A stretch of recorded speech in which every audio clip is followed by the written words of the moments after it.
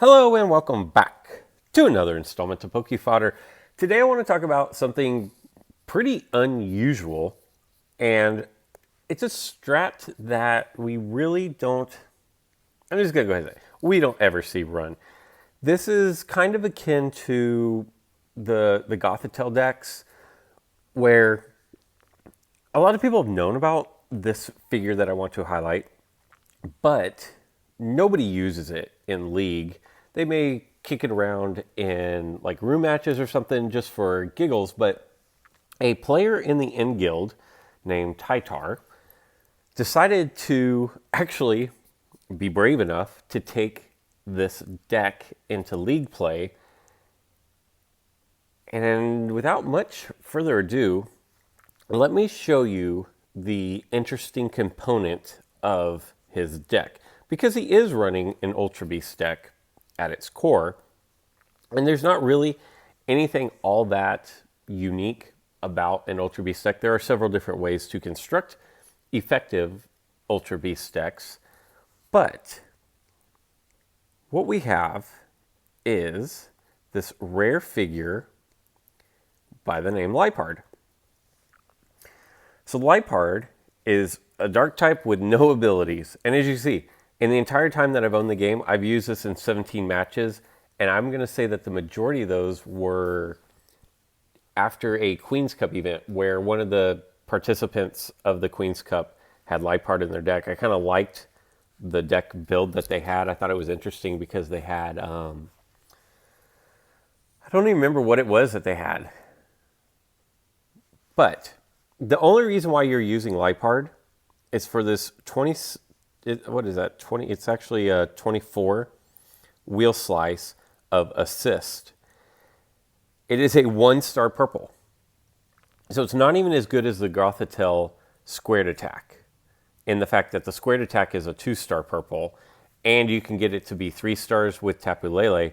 This, you can't support this at all. The only way you can do it with more than 1 star is to get the evolution, and the evolution is almost impossible to get.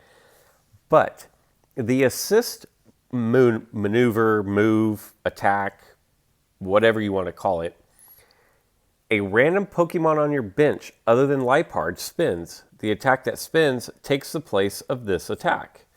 That's actually a really cool attack, a really cool mechanic of the game.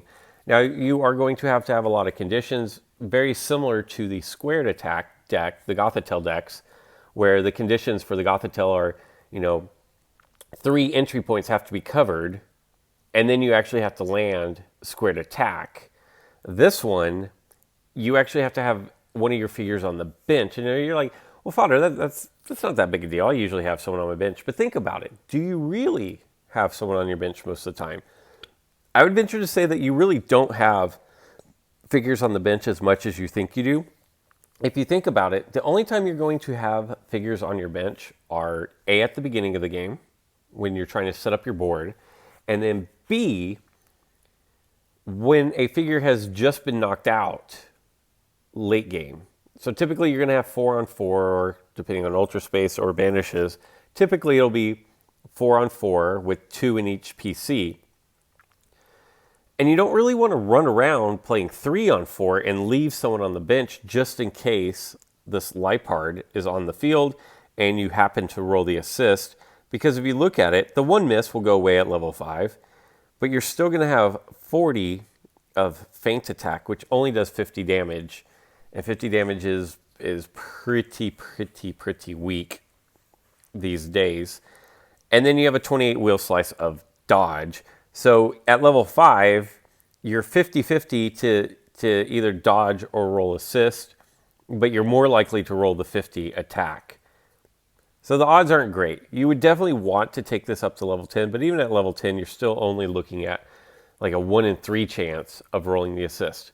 But having said all that, now that you know all of the potential downfalls of this figure, let me show you what is possible with this figure. I need to go look up a couple, well, at least I'm going to show you 2 games of Tytar, who took this Liepard deck into play with his Ultra Beast deck. to show you what is possible. And this is possible, it is doable. But let me show you, because he's already got a couple of IDs. I've watched one of them, I haven't watched them both. So one will be new and one won't be new. And hold on for just 1 second. Okay, so before we even get started, let's look at Tytar's deck. He has Shaman Skyform, he has 2 Celesteelas, he has a Formosa and an Nihilego for the callback, and then the Tytar, or not the Tytar, the Liepard. He is running 2 Double Chance, Long Throw, Max Revive, Metal Sphere, and Mighty Sphere. Basically, what we've got going on is the Skyform is going to give his Celesteelas 2 MP off of the bench. And then he's got, for the Rendezvous cheese, you know, banish out the opponent. A little more mobility, especially if you can put Celesteelas here and then drop your Skyform right in the middle. That's going to allow your Celesteelas to be able to reach the other side of the board in 1 turn. It's actually very useful with Skyform. One of the better benefits of running Skyform. And then he's got the Nihilego, he's got the Formosa for the callback, and then, as you know, we have Liepard, which actually plays a lot of different roles in this deck. It can be a call signal, and you don't have to worry about Terrakion. Like if you need to call something back, and you have either your Formosa or your Nihilego on the bench, if your opponent's running Terrakion, like, that's a lot. It's a lot of blue, but it's a lot less blue than that, for sure. So there is a little bit of a benefit there. The only winning role you're really going to have against a Terrakion is going to be the assist, but that's really all you're looking for, anyways. And you can still hit your call signal, even though if your Nihilego were to go up against the Terrakion, you'd have a ginormous miss. His opponent is running the Dartrix, what is that? Lurantis, Virizion, Scissor, Kartana. So it's a nice grass deck, actually. I actually like his opponent's build. So here we go. Now I've kind of set up the game. Kartana's going to open up. Formosa's going to front.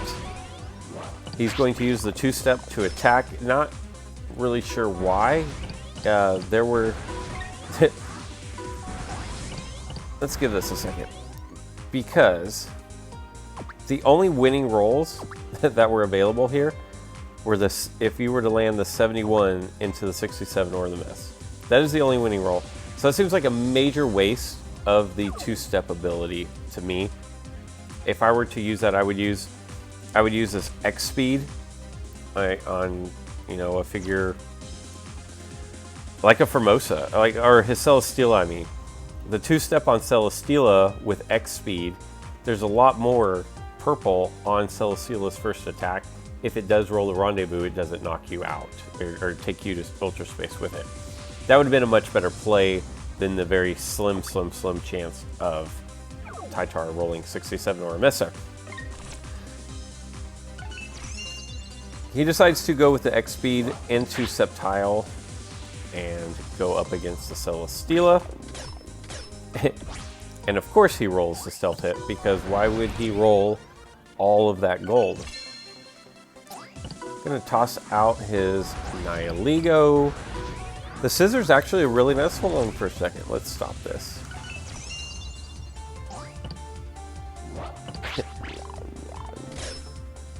Dodge into Swinging Throw, so there's no reason to re-roll that. I thought I hit stop here.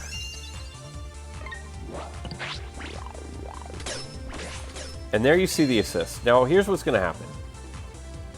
It's going to randomly choose. Well, there's only one to choose from. It hits Rendezvous. And now, because the attack that was spun was the Rendezvous, Liepard acts as if it were Celesteela for that roll. Now what I wanted to go back is, and then they both get Rendezvous'd off into Ultra Space. Now what I wanted to say is, the Scissor up against Celesteela is actually a really nice matchup for this specific deck, because remember, if they roll a 130 or higher attack into Scissor's white, or actually just into Scissor period. Scissor is going to attach a cracked marker to the figure. With that cracked marker, if Kartana knocks out a figure with the white move that has a cracked marker, they actually get sent to Ultra Space. So it's actually a really nice matchup because everything is going to hit for 130 plus unless it's Rendezvous or Fly. So I actually like that matchup, and let's continue to watch. I actually don't know how this one ends. He's going to go for the, he's going to get the straight knockout. Probably going for the Typhoon Slash there. He's going to get iced. It's going to allow him the free attack. Flame Gun would be great. Oh, and he does land the Flame Gun. Really nice roll there. It's going to take care of both those figures. Mega Sceptile is going to come down. Clears the bench, okay. And then a little bit of a gutsy play here, and that's going to be a knockout. Man, Mega Sceptile is a major disappointment. I'm not going to lie. It just doesn't hit that hard. It has the possibility to, but I don't know. There you go. So we get the Rocket Ride up to the corner. We're going to go in for the attack. Dodge is no good. He should get surrounded here, would be the best play to make. And that is what happens. So Formosa's gone. They're both slowly rushing down. The Fly. Okay. He's gonna go for Rendezvous, and he gets the Rendezvous again. Now, the only real problem here is Nihiligo's the only figure that can call anything back. If Nihiligo gets knocked out, Tytar isn't... Oh, well, never mind. So there's one call signal to get a figure back. Now, Virizian's not going to be able to hop over Celesteela because it is part flying type. Flame Gun would be deadly. Nope, just going to get the knockout into the unfortunate miss. Ouch. Tytar's opponent is not really getting the best of rolls here. I have to say that. Ouch. Alright, well at this point it's 2-on-1. That should just be game. Even if you knock out Nihiligo, oh my gosh, it just went from bad to worse. But even if he had knocked out Nihiligo there,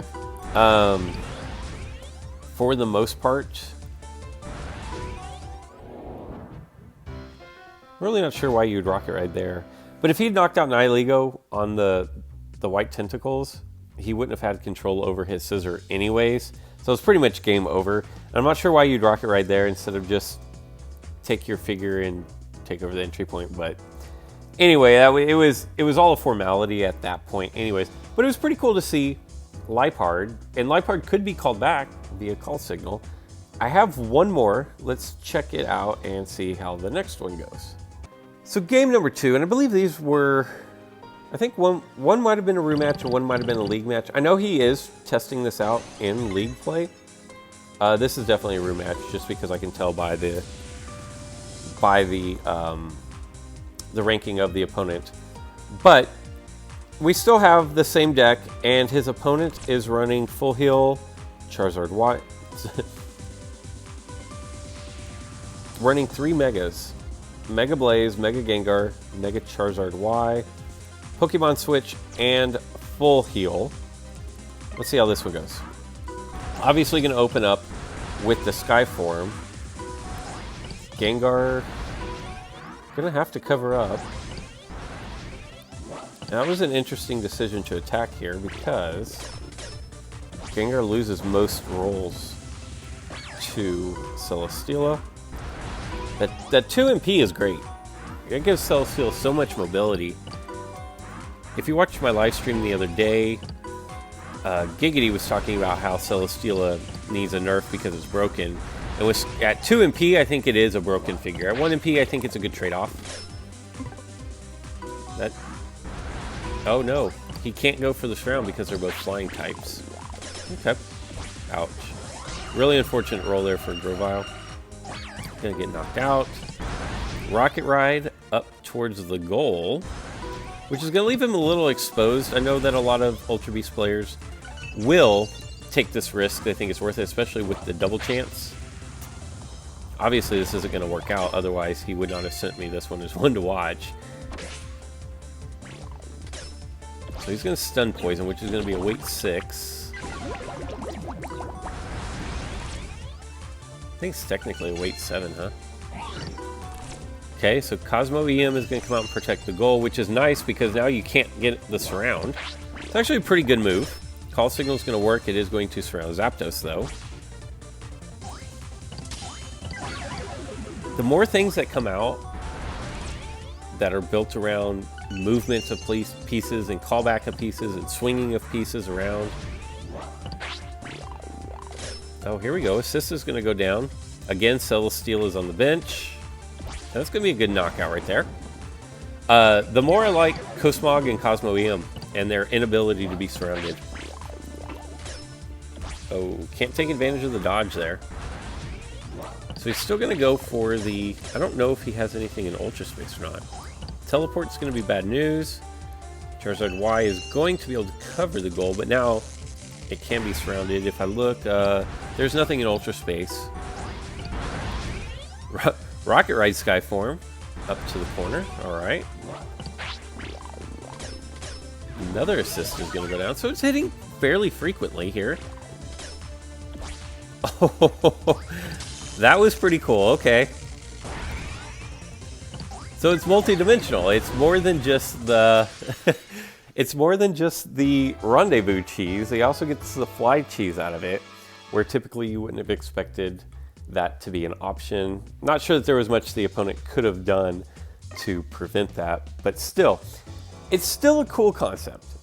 And like I've said with a lot of these fun decks, like the squared attack decks, and when newer figures come out, like the Midnight Forms, the Lycanrocs, there are some really cool decks out there right now, and people who are a lot smarter than I am are going to come up with them. If you watch my live stream, I came up with a steel deck that I'm actually having a lot of fun playing, and it's been very successful, quite honestly.